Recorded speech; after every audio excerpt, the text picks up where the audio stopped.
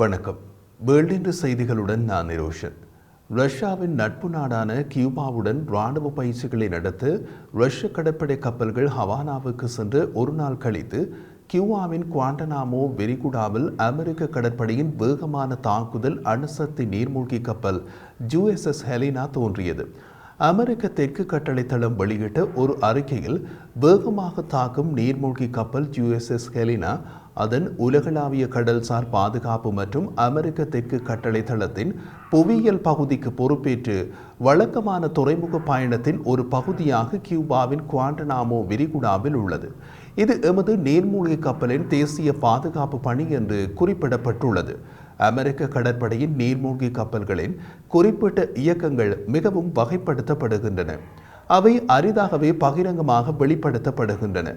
இப்போது ரஷ்ய நீர்மூழ்கி கப்பல் கியூபாவில் உள்ள நிலையில் எம்மாலும் அங்கு வர முடியும் என்று காட்டுவதற்காகவே அமெரிக்க கடற்படையின் நீர்மூழ்கி கப்பலின் நடமாட்டம் பகிரங்கப்படுத்தப்பட்டுள்ளது என்று எடுத்துக்கொள்ளலாம். ரஷ்ய நீர்மூழ்கி கப்பல் அமெரிக்காவுக்கு அருகில் உள்ள கடல் பகுதிக்கு வருவது எந்த விளைவையும் ஏற்படுத்தாது என்று பென்டகன் முன்கூட்டியே தெரிவித்திருந்தது. அமெரிக்காவின் புளோரிடா கடற்கரையில் இருந்து கியூபா 90 கடல் மைல் தொலைவில் இருந்த போதிலும் அமெரிக்காவின் பாதுகாப்புக்கு அச்சுறுத்தல் இல்லை என்று பென்டகன் மீண்டும் வலியுறுத்தியுள்ளது.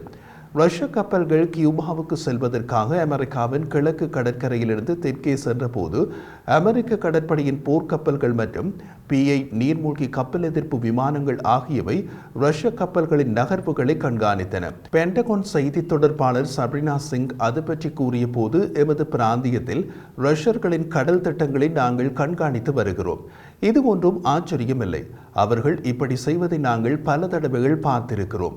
இந்த வகையான துறைமுக அழைப்புகள் அமெரிக்காவின் வெவ்வேறு நிர்வாகங்களின் கீழ் நாங்கள் பார்த்த வழக்கமான கடற்படை வருகைகள் தான் என்று கூறினார். அவர் மேலும் கூறிய போது, நாங்கள் எப்போதும் அமெரிக்க கடல் பகுதிக்கு அருகில் இயங்கும் வெளிநாட்டு கப்பல்களை தொடர்ந்து கண்காணிக்கின்றோம். அந்த விதத்தில் ரஷ்ய கப்பல்களையும் கண்காணிக்க போகிறோம். நாங்கள் நிச்சயமாக அதை தீவிரமாக எடுத்துக்கொள்கிறோம். ஆனால் இந்த பயிற்சிகள் அமெரிக்காவுக்கு அச்சுறுத்தலாக இல்லை என்று கூறினார். மாஸ்கோவுக்கும் வாஷிங்டனுக்கும் இடையிலான பதட்டங்களை அதிகரிக்கும் ஒரு வெளிப்படையான முயற்சியாக ரஷ்ய கடற்படை கப்பல்கள் அமெரிக்காவின் புளோரிடா கடற்கரையிலிருந்து வெறும் 90 மைல் தொலைவில் ஏவுகணை ஏவல் பயிற்சிகளை செய்ய போகின்றன. இந்த ரஷ்ய கப்பல் தொகுதியின் கியூபா பயணம் அமெரிக்க பிராந்தியத்தில் ரஷ்யாவுக்கு ஏற்பட்டுள்ள இராணுவ நடவடிக்கைகளின் அவசியத்தை காட்டுகிறது. உக்ரைனில் அமெரிக்கா ரஷ்யாவுக்கு எதிரான நடவடிக்கைகளை அதிகரித்துள்ளதற்கு ரஷ்யா காட்டும் எதிர்ப்பு அல்லது எச்சரிக்கை என்று இது எடுத்துக் கொள்ளலாம். இது ரஷ்யா வழமையாக செய்யும் ஒரு காரியம்தான். அமெரிக்க எல்லைக்கு அருகே அணுசக்தி நீர்மூழ்கி கப்பலை கொண்டு வந்து காட்டுகிறோம் என்பதற்காக ரஷ்யா அப்படி செய்கிறது.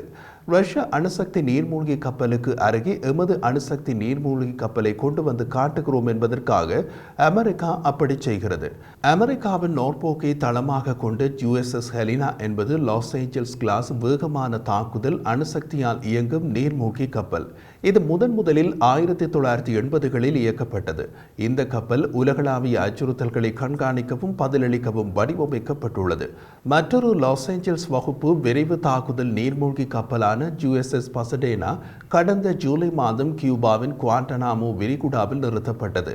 அப்போது அது கியூபா அரசாங்கத்திடமிருந்து சீற்றத்தை தூண்டியது.